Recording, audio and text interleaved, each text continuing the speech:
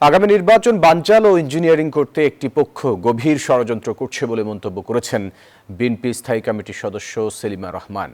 সকালে জাতীয় প্রেস ক্লাবে এক আলোচনা সভায় এসব কথা বলেন তিনি। প্রবাসীরা এবার ভোট দিতে পারছে, এটা একটা অর্জন বলেও জানান এই বিএনপি নেত্রী। তবে নতুন পদ্ধতি হওয়ায় এই বিষয়ে অনেকের স্পষ্ট ধারণা না থাকায় কেউ কেউ প্রবাসী ভোট নিয়ে জালিয়াতির চেষ্টা করছে বলেও অভিযোগ করেন তিনি। আমরা পেয়েছি 17 বছর পর, 17 বছর।